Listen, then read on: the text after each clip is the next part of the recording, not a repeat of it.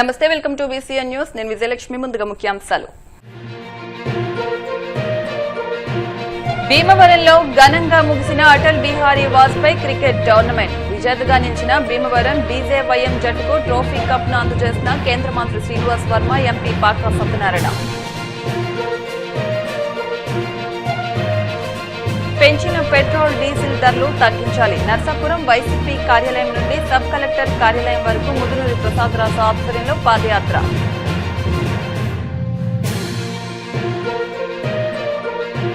గూడూరులో కూరగాయల మార్కెట్ షాపుల సముదాయాన్ని ప్రారంభించిన ఎమ్మెల్యే సునీల్ కుమార్. పెండింగ్ లో ఉన్న అన్ని అభివృద్ధి పనులు పూర్తి చేస్తున్నామని వెల్లడి.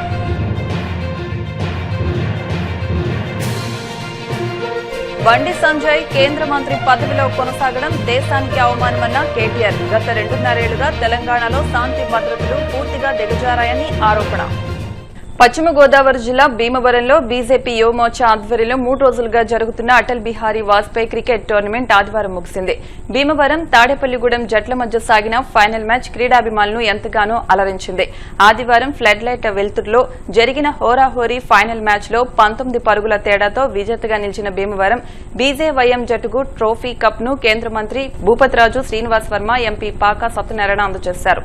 అంతకుముందు కొద్దిసేపు కేంద్ర మంత్రి క్రికెట్ ఆడి క్రీడాకారుల ఉత్సాహాన్ని నింపారు.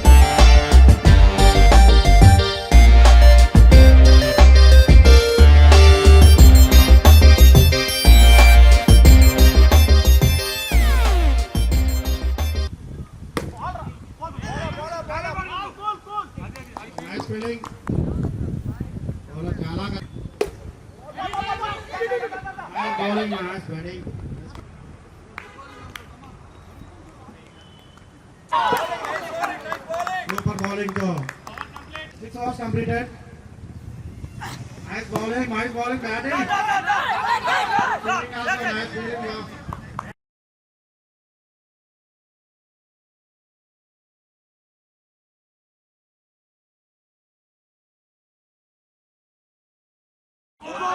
Nice bowling. Very nice. Good batting.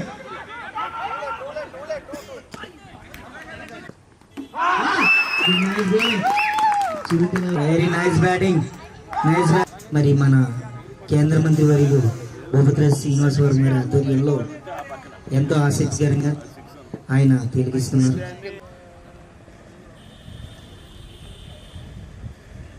Batting very nice. Full fielding, good fielding. 21 balls ki 21 runs.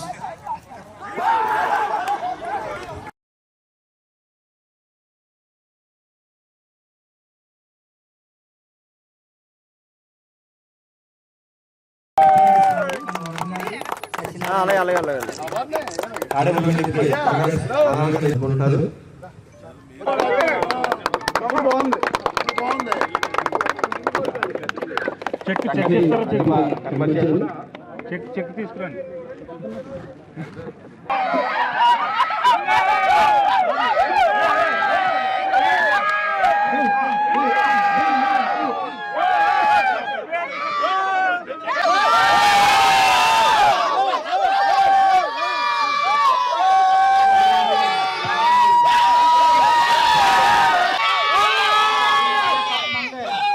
భారత మాజీ ప్రధాని, భారతరత్న శ్రీ అటల్ బిహారీ వాజ్పేయి గారి పేరుతో పశ్చిమ గోదావరి జిల్లా యువమోర్చా ఆధ్వర్యంలో నిర్వహించినటువంటి క్రికెట్ మ్యాచ్లో టోర్నమెంట్లో పాల్గొన్నటువంటి అందరికీ కూడా ముందుగా అభినందనలు తెలియజేస్తున్నా. మరి ఏదైతే జిల్లా భారతీయ జనతా యువమోర్చా ఆధ్వర్యంలో నిర్వహించినటువంటి టోర్నమెంట్లో చాలా మండలాల నుంచి క్రికెట్ టీమ్స్ పాల్గొనడం, ఈవేళ చివరిగా ఫైనల్ తాడేపల్లిగూడెం మండలం భీమవరం మధ్యలో జరగడం చాలా ఉత్సాహభరితంగా జరిగింది. భారత ప్రధానమంత్రి నరేంద్ర మోడీ గారికి అత్యంత ప్రాధాన్యతనిచ్చేటువంటి అంశం క్రీడలు. మా అందరికీ కూడా పార్లమెంట్లో గత సంవత్సరం చెప్పడం జరిగింది.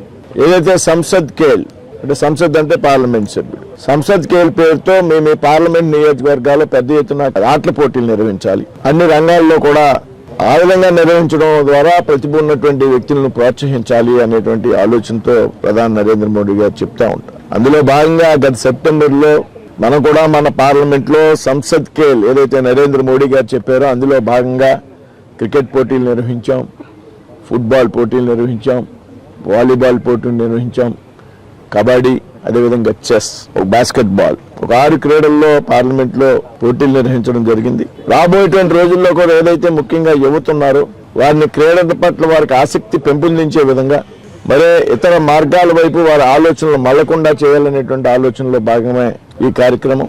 ఇలా ఎన్డీఏ ప్రభుత్వం అధికారంలోకి వచ్చాక భారత ప్రధానమంత్రిగా నరేంద్ర మోడీ గారి బాధ్యతలు స్వీకరించాక మీ అందరికీ కూడా తెలుసు, ఇవాళ ఇంటర్నేషనల్ గేమ్స్ లో భారతీయుల యొక్క ప్రాధాన్యత పెరిగింది, వచ్చేటువంటి మెడల్స్ పెరిగాయి, ఎవరైతే క్రీడాకారులు ఉన్నారో వారికి ఇచ్చేటువంటి సహకారం పెరిగింది, క్రీడల్లో ఎటువంటి రాజకీయాలకు అవకాశం లేకుండా నిర్వహిస్తున్నటువంటి ఘనత ప్రస్తుతం ఉన్నటువంటి ఎన్డీఏ ప్రభుత్వానికి ఉన్నది. మోడీ గారి ఆధ్వర్యంలో పెద్ద ఎత్తున ప్రోత్సాహకాలు ఇస్తున్నారు వాళ్ళ క్రీడాకారులకి. పెద్ద ఎత్తున క్రీడాకారులను కూడా రాజ్యసభ మెంబర్లుగా నామినేటెడ్ మెంబర్లుగా నామినేట్ చేశారు. పెద్ద ఎత్తున క్రీడాకారులకి పార్లమెంట్ సభ్యులు టికెట్ ఇవ్వడం జరిగింది చాలా చోట్ల పోటీ చేయడానికి. ఆ విధంగా క్రీడలను ప్రోత్సహించడం ద్వారా మాత్రమే ఏదైతే ఆరోగ్య భారత్ అంటామో పదే మనం మాట్లాడుతూ ఉంటాం, శారీరక దారిద్ర్యం కూడా బాగుంటుంది, అనారోగ్యానికి దూరంగా ఉండేటువంటి అవకాశం ఉంది. కాబట్టి ఇటువంటి చక్కటి ఆలోచన చేసినటువంటి పశ్చిమ గోదావరి జిల్లా యువమోర్చా అధ్యక్షుడు గోపాల్ గారికి వారి బృందానికి అభినందన తెలియజేస్తున్నా. అదేవిధంగా రాబోయేటువంటి రోజుల్లో కూడా ఈ పార్లమెంట్కి సంబంధించి జిల్లాకి సంబంధించి సంవత్సరానికి 2 సార్లు దాదాపు 10 అంశాల్లో 10 క్రీడల్లో 7 పార్లమెంట్లు 7 అసెంబ్లీల్లో కూడా క్రీడలు నిర్వహించాలి, పోటీలు అనేటువంటి ఆలోచన చేయడం జరిగింది. ఆ రకంగా కూడా ప్రతి 6 నెలలకి పెద్ద ఎత్తున క్రీడా పోటీలు జిల్లా స్థాయిలోనూ కాకుండా కొన్ని క్రీడల్లో రాష్ట్ర స్థాయి, జాతీయ స్థాయి టోర్నమెంట్స్ కూడా ఇక్కడ నిర్వహించాలనేటువంటి నిర్ణయం చేయడం జరిగింది. భవిష్యత్తులో ఆ రకంగా కూడా చేస్తామనేటువంటి విషయం ఈ విధంగా చెప్తూ మరి ఈ టోర్నమెంట్లో చక్కటి క్రీడా స్ఫూర్తితో పాల్గొన్నటువంటి అన్ని టీముల సభ్యుల్ని, ఇవాళ ఫైనల్స్లో పాల్గొన్నటువంటి ఏదైతే తాడేపల్లిగూడెం రన్నరప్గా వచ్చారు, భీమవరం విన్నర్స్గా వచ్చారు, వీరిద్దరి యొక్క క్రిప్టేషన్ అభినందిస్తూ పాల్గొన్నటువంటి ప్రతి క్రీడాకారిని కూడా అభినందిస్తూ వారి యొక్క క్రీడా స్ఫూర్తిని కూడా అభినందిస్తూ సెలవు తీసుకుంటున్నాను. జై హింద్. యువత ప్రస్తుతం ఉన్నటువంటి పరిస్థితుల్లో అనేక వ్యసనాలకి, అనేక దుర్వ్యసనాలకి పాల్పడేటటువంటి వైపు మళ్లించేటటువంటి అవకాశం ఎక్కువగా ఉన్న తరుణంలో శారీరక దృఢత్వాన్ని పెంచుకుంటూ క్రీడా స్ఫూర్తిని అలవర్చుకునేటటువంటి ఒక సద్భావన ఆలోచనను సమాజానికి పరిచయం చేసే నిమిత్తం ఏర్పాటు చేసినటువంటి టోర్నమెంట్గా యువమోర్చా నేతృత్వంలో ఈ కార్యక్రమం చేపట్టడం జరిగింది. కాబట్టి ఈ స్ఫూర్తి ద్వారా ఒక బాధ్యతాయుతమైనటువంటి రాజకీయ పార్టీ యువజన విభాగం తన యొక్క ఆలోచనను ప్రజల ముందు నిలబెట్టేటటువంటి ప్రయత్నంలో జరిగేటటువంటి ఈ యొక్క క్రీడలు ఏవైతే ఉన్నాయో ఇవన్నీ కూడా అందరూ కూడా ఆచరించేటటువంటి దిశగా దీన్ని తీసుకెళ్లేటువంటి ప్రయత్నం చేయాలి. ఆరోగ్య భారత్ అని, క్రీడా భారత్, మరి ఆరోగ్య యువకులందరూ కూడా బలీవైనటువంటి శక్తిగా ఉంటే ఆ యొక్క ఆలోచనలు కూడా సజీవంగా నిలబడేటటువంటి అవకాశంగా ఉంటుంది. కాబట్టి ఆ యొక్క స్ఫూర్తితోటి ఈ యొక్క కార్యక్రమాన్ని ఏర్పాటు చేయడం, దీనికి కేంద్ర మంత్రులు శ్రీనివాసవరం గారు అధ్యక్షతన ఈరోజు ఈ ఫైనల్స్లో మేము పాల్గొనేటటువంటి అవకాశం కూడా మాకు కూడా దక్కడం జరిగింది. కాబట్టి ఈ యొక్క సందేశాన్ని ప్రజల్లో తీసుకెళ్లే నిమిత్తం ఈ యొక్క ప్రధానంగా ఈ క్రీడను ఏర్పాటు చేశారని ఈ సందర్భంగా తెలియజేస్తూ మీ అందరికీ సెలవు తీసుకున్నాను. నమస్కారం. పెంచిన పెట్రోల్, డీజిల్ ధరలు తగ్గించాలని వైసీపీ పశ్చిమ గోదావరి జిల్లా అధ్యక్షులు ముదునూరి ప్రసాదరాజు డిమాండ్ చేశారు. నర్సాపురం వైసీపీ పార్టీ కార్యాలయం నుండి సబ్ కలెక్టర్ కార్యాలయం వరకు పాదయాత్ర చేశారు. అనంతరం ప్రసాదరాజు మీడియాతో మాట్లాడుతూ ఉన్న ఫలంగా ధరలు పెంచి వేల కోట్ల భారం మోపడం సరికాదన్నారు. కూటమికి అధికారం కట్టబెడితే పెట్రోల్ డీజిల్ ధరలు తగ్గిస్తామని ఊరూరా తిరిగి ప్రచారం చేసిన చంద్రబాబు ఆ పని చేయకపోగా ఇప్పుడు ధరలు పెంచి ప్రజలను మోసం చేశారన్నారు. ఎన్నికల మేనిఫెస్టోలోనూ పెట్రోల్ డీజిల్ పై ధరలను భారీగా తగ్గిస్తామని నమ్మబలికారని, తీరా అధికారంలోకి వచ్చాక ఆ విషయమే మర్చిపోయారని దుయ్యబట్టారు. రాష్ట్ర వ్యాప్తంగా వైఎస్ఆర్ పార్టీ అధ్యక్షులు జగన్మోహన్ రెడ్డి గారు పిలుపు మేరకు ప్రతి నియోజకవర్గంలోని ఈ రోజున పెట్రోల్ డీజిల్ ధరలు పెంపుకు నిరసనగా మేము ఈ రోజున నిరసన కార్యక్రమాన్ని చేస్తూ ఆర్డీఓ గారికి రికమెండేషన్ ఇస్తా ఉన్నాం. ఎందుకనంటే ఈ రోజున ఎన్నికల ముందు ఎన్నో హామీలు ఇచ్చి ఒక సంక్షేమాన్ని ఒక అభివృద్ధిని పక్కన పెట్టి గతంలో జగన్మోహన్ రెడ్డి గారు ఇచ్చినటువంటి సంక్షేమాన్ని కూడా ఇప్పుడు నిలుపుదల చేసి అన్ని విధాల ఈ ప్రజల మీద భారం మోపుతూ ఉన్నారు. ఎందుకనంటే భారతదేశంలోనే అన్ని రాష్ట్రాల్లో కంటే ఎక్కువగా ఈ రోజున మన రాష్ట్రంలో డీజిల్ పెట్రోల్ ధరలు పెరిగి గత ఎన్నికల ముందు ప్రచారాల్లో చంద్రబాబు నాయుడు గారు కానీ లోకేష్ గారు కానీ ఈ రాష్ట్రంలో డీజిల్ పెట్రోల్ ధరలు పెరిగిపోయినాయి, మేము అధికారంలోకి వస్తే వెనువెంటనే ఆ ధరలను తగ్గిస్తాము, పెట్రోల్ మీద రాష్ట్ర ప్రభుత్వం వేసేటువంటి రుసుము 50% వరకు తగ్గించి ప్రజలకి మేలు చేస్తామని చెప్పడం జరిగింది. తీరా చూస్తే ఈ రోజున పెట్రోల్కేమో 3.5, డీజిల్కేమో 3.5 పెంచి ఈరోజు సుమారు సంవత్సరానికి 1500 కోట్ల రూపాయలు భారాన్ని ఈ రాష్ట్ర ప్రజల మీద మోపడం జరుగుతూ ఉంది. కనీసం ఈ రోజున ఒక పక్క అన్ని విధాల ప్రజల మీద భారం పడుతూ ఉంటే పెట్రోలు డీజిల్ మొన్నటిదాకా డీజిల్ కొరత సృష్టించి కృత్రిమంగా కొరత సృష్టించి ప్రజలను ఇబ్బంది పెట్టారు. ఎందుకునంటే ఈ రోజున రేట్లు పెంచడానికి మొన్న నిల్వలు పెట్టుకున్నారు, ఇప్పుడు రేట్లు పెంచి అమ్ముకుంటాం.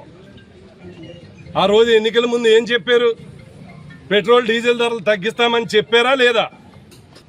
మీరు చెప్పడమే కాదు, తెలుగుదేశం పార్టీ మేనిఫెస్టోలో పెట్టున్నారు, మేము అధికారంలోకి వస్తే పెట్రోల్ డీజిల్ ధర తగ్గిస్తాం, 1 లీటర్కి 28 రూపాయలు ఖర్చు రాష్ట్ర ప్రభుత్వం రుసుమేస్తూ ఉంది, దాన్ని 50% తగ్గిస్తామని మీరు ఎన్నికల ముందు మేనిఫెస్టోలో పెట్టున్నారు. ఈ రోజున మీరు ఇచ్చినటువంటి మాట నిలబెట్టుకోవటం గుడ్డేరు, మీరు ఇంకా పెంచుతూ ఉన్నారు. ఇవాళ ₹13.5 భారం భారతదేశంలో ఎక్కడా లేదు, ఒక్క ఆంధ్రప్రదేశ్ రాష్ట్రంలోనే ఉంది. పక్క రాష్ట్రాలకి మన రాష్ట్రాలకి పోల్చుకుంటే ఇక ఆంధ్రప్రదేశ్లో పెట్రోల్ కొట్టించుకోకుండా పక్కన ఉన్నటువంటి ఒరిస్సా, తెలంగాణ, అలాగే కర్ణాటకకి వెళ్ళి పెట్రోల్ డీజిల్ కొట్టించుకోవాల్సిన పరిస్థితి ఏర్పడే విధంగా ఈ ప్రభుత్వం చేస్తూ ఉంది. మీరు ఇచ్చిన మాట ఏంటి? మీరు ఏ రోజు పెంచుతున్న తీరేంటి? మొన్నటిదాకా కృత్రిమ కొరత సృష్టించి క్యూ లైన్లో డీజిల్ గురించి నుంచోబెట్టారా? ఈరోజు డీజిల్ రేట్లు పెంచి పెట్రోల్ రేట్లు పెంచి ప్రజల మీద భారం వేయటం ఎంతవరకు దమనం? నెల్లూరు జిల్లా గూడూరు పట్టణంలోని ఐసీఎస్ రోడ్లో నిర్మించిన కూరగాయల మార్కెట్ షాపుల సముదాయాన్ని ఎమ్మెల్యే పాసం సునీల్ కుమార్ టెంకాయ కొట్టి పూజలు నిర్వహించి ప్రారంభించారు. ఈ సందర్భంగా మార్కెట్ వ్యాపారస్తులు ఎమ్మెల్యేని ఘనంగా సన్మానించారు. అనంతరం ఎమ్మెల్యే మాట్లాడుతూ కూటమి ప్రభుత్వం వచ్చిన తర్వాత పెండింగ్ లో ఉన్న అభివృద్ది పనులు పూర్తి చేస్తున్నామని తెలిపారు. గత వైసీపీ ప్రభుత్వంలో నూతన కూరగాయల మార్కెట్ ను అస్తవ్యస్తంగా నిర్మించి నిరుపయోగంగా వదిలేశారని, కూటమి పాలనలో మార్కెట్లో పూర్తి స్థాయిలో మౌలిక వస్తువులు ఏర్పాటు చేసి నేడు ప్రారంభించడం జరిగిందని తెలిపారు. మార్కెట్లో దాదాపు మొదటి అంతస్తులో 30 షాపులు, అలాగే గ్రౌండ్ ఫ్లోర్లో 39 షాపులు ఇక్కడ కట్టించారు. నేను ఒకటి మీకు చెప్పదలుచుకున్నా, 2017లో నేను శాసనసభ్యుడిగా ఉన్నప్పుడు, అలాగే ఇక్కడ మా కిరణన్న వైస్ ప్రెసిడెంట్గా ఉన్నప్పుడు, అలాగే మా చెంచురామయ్య గారు, మా పులివిశ్వర అందరూ కూడా కౌన్సిలర్గా ఉన్నప్పుడు ఇక్కడ ఆల్రెడీ మేము మార్కెట్ కట్టాలని చెప్పి తీర్మానం చేసి టెండర్ కూడా పిలిచారు. అప్పట్లో దేవసేన చైర్మన్గా ఉన్నప్పుడు కానీ దాని తర్వాత గవర్నమెంట్ మారిపోయింది. దాన్ని కూడా విజయ్ కుమార్ అనే అతను, విజయ భాస్కర్ అనే అతను పాడాడు ఈ యొక్క మార్కెట్ని కూడా. తర్వాత గవర్నమెంట్ మారిపోయిన తర్వాత అది క్యాన్సిల్ అయిపోయింది. తర్వాత మేము వేసిన ప్లాన్ వేరు, ఇప్పుడు వేసిన ప్లాన్ వేరు. ఈ ప్లాన్ చూస్తే మాకు కూడా బాధే, కానీ కట్టేసిన తర్వాత ఏం చేయలేము. కాబట్టి ఇక్కడ మీరంతా అప్పట్లాగా సులభంగా వ్యాపారాలు చేయలేరు. అంటే ఉన్న వాస్తవం చెప్పాల్సిన బాధ్యత అది కాబట్టి మీకు చెప్తున్నా. అప్పుడు బ్రహ్మాండంగా మీకు పెద్ద కోట్లు ఉన్నాయి, బ్రహ్మాండంగా ఇక్కడ వ్యాపారాలు చేశారు. ఒకవేళ చిన్న చిన్న, అలాగే మా ఎస్సీసీఆర్ ఉపాధ్యక్షులు సెక్రటరీ మా మనపాటి సేనయ్య గారు కూడా చూడలేదు సార్. అంటే మేము ఆల్రెడీ చూసాం. ఒకసారి నేను మా కమిషనర్ గారు చించరామయ్య, రహీం, పోలీస్ అందరూ వచ్చి ఇక్కడ చూసాం. చూసిన తర్వాత మాకే అయ్యో అనిపించింది.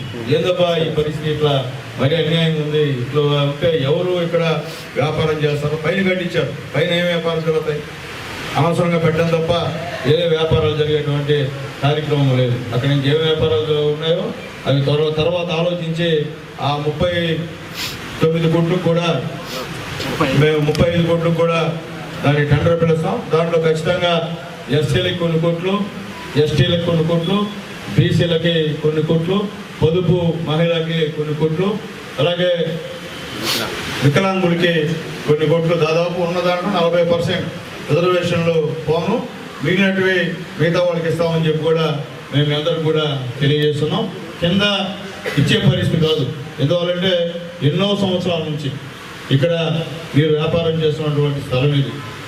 మీరున్నారు ఇక్కడ, మీరంటే మీ నాన్నలు, మీ తాతలు ఇక్కడ వ్యాపారం చేస్తున్నారు. కాబట్టి 100 మంది ఎన్ని మాట్లాడినా, నేను మళ్ళీ చెప్తున్నా, 100 మంది 100 అడ్డంకులు మాట్లాడినా, నేనైతే మాత్రం ఇక్కడ పుట్టినోని, గూడులోని, మీ స్థానికుడిని, మీ అందరి సహాయంతో ఎమ్మెల్యే. నేనైతే నా వాళ్ళకి అన్యాయం చేయను, నా గూడూరులో ఉన్న వాళ్ళకి అన్యాయం చేయను. ఇప్పుడు కాసేపు ప్రకటనలు.